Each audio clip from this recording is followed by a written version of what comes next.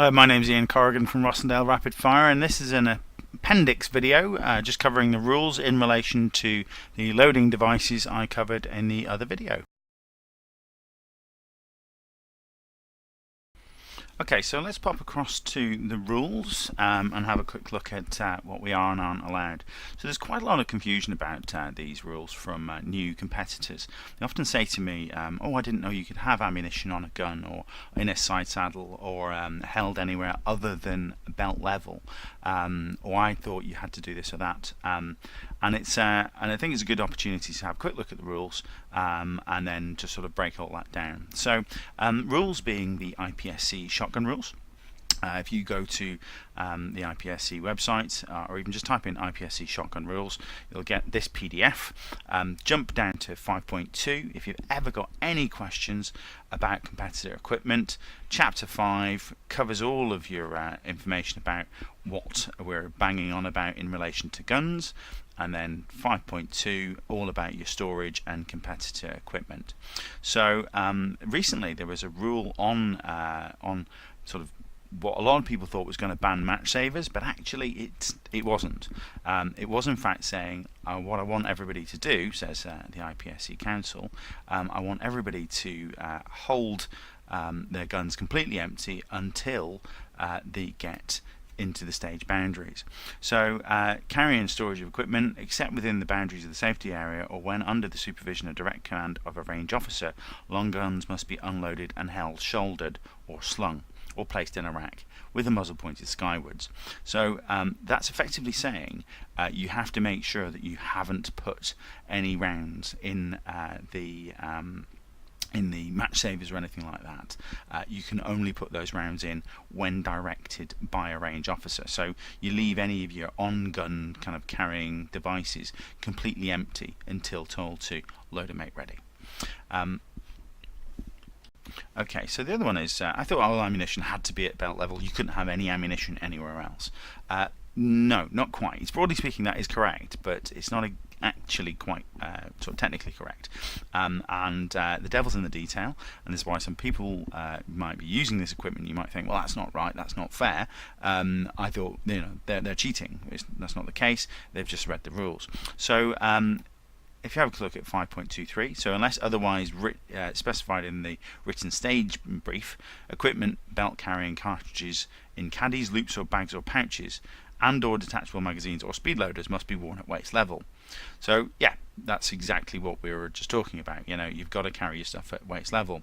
Chest rigs, bandoliers and similar carriers are expressly prohibited. Well, what's this? Additional ammunition carriers mounted on forearms are permitted provided that the cartridges are carried individually in loops or clips. So you can have ammunition on your forearm. What's your forearm? Well, that's the bit that's between your hand and your elbow. So you can have ammunition on your forearm. So there you go. So it's absolutely fine to have ammunition other than on your belt as long as it's on your forearm. Yeah, 5.2.32, all only one equipment carrying belt is permitted. Cartridges held in loops or clips on the belt are restricted to a maximum of 2 cartridges high. Rounds carried in caddies, often known as strippers, must not exceed 6 rounds high. So in other words, if you're doing quad loading, or 2-up loading, they're only, if they're vertical, just one on top of another is the maximum you can have. So you can't have an entire chest of ammo. All of the designs of quad loading devices meet that requirement in IPSC. Every now and again you might see somebody in a 3-gun, maybe on a video that's using 3-gun, that might have sort of more than 2 stacked up on top of each other, but it's not the case. It's very much a case of that's a 3-gun thing and not an IPSC thing. Okay, the next little important one to have a quick read of is 5.25. So when carried in loops or caddies, no part of any cartridge is permitted to extend more than 75mm from a competitor's body. Now I'm going to point out something in a moment about that, but if you do have ammunition sticking too far out from your body, it is a possibility that the range master is going to come along with a tape measure and measure you. The danger is that if you don't meet this requirement, then you're going to get bumped into open. If you're shooting standard or standard manual or modified, that's going to be a massive disadvantage. It's going to ruin your match. So just be aware of that if you are using any devices that might possibly result in the round being further away. Note here, cartridges carried on the gun are exempt, and loose cartridges carried in a pouch or bag are usually exempt from this rule. The range master's decision will be final in this matter. Open division competitors are exempt from this rule. So cartridges carried on the gun are exempt. So we are specifically saying you can carry cartridges on the gun at this point. So it's good to bear that in mind. Okay, so the other one that often gets people a bit riled up is 5.2.8, which is equipment, including slings, regardless of whether they also carry cartridges. That is only used when fitted to a shotgun, so except chokes, ammunition, speed loaders and ammunition carriers, and is to be used at any time during the course of fire, must be fitted to the shotgun for every course of fire of the match. So that was obviously trying to aim at something when they were writing that, but it is a little bit sort of a little bit of a confusing rule there. So effectively what we're saying here is equipment that is only used when fitted to the shotgun is to be used at any time during a course of fire, must be fitted to the shotgun for every course of fire. So for example, sights or perhaps forends or muzzle brakes or something like that. The important part here is where it has an exemption. So it says except these. So these things do not apply in this rule. So except chokes, well that's fair enough because you're going to change your choke. Makes sense. Except ammunition, which can be fitted to the gun, you don't have to have it fitted to to the gun every single course of fire. Except speed loaders, and the speed loader is a tube. That's the tube-fed loader that sort of pushes the rounds into the gun, and ammunition carriers. So what is an ammunition carrier? Well, there isn't actually a definition of the ammunition carrier within this, but it is a device that is designed to hold or carry ammunition, and that's why if you have a detachable device that holds ammunition on your gun, then it is perfectly acceptable to take it off, put it on, take it off, because this rule does not apply to that, and we know that this rule does not apply to that because it specifically says right here. Okay, so another contentious question mark arose around loading with a match saver at a particular competition. Unfortunately, a competitor was disqualified, and this is an image of that match saver load. And I just want to go into the rules a little bit just to explore that, and so everybody can understand exactly why that was the case.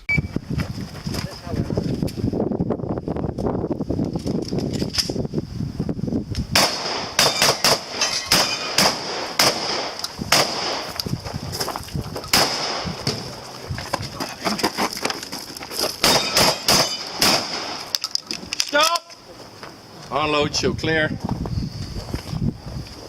Okay, so when we first showed that video of the individual being disqualified for loading his round from a match saver, I got a lot of questions. People were asking lots of different questions about the places. Why was that DQ? Because he was pointing at the targets, and it's okay to have your finger on the trigger whilst pointing at your targets, people would say. And that's not actually correct. So the reason that that was a disqualification was that it's under 10.5, disqualification, unsafe gun handling, and it really just points right down to one specific area. Which is 10.5.9, and that says failure to keep the finger outside the trigger guard during loading, reloading or unloading, and that really is it. So that is a disqualifiable offence. Was that a loading action? Well, you're putting a round in the chamber. If that's not loading, then I genuinely don't know what is. So it is very, very clear that that is a loading action. A round is being loaded. So that's it. There's no more to it.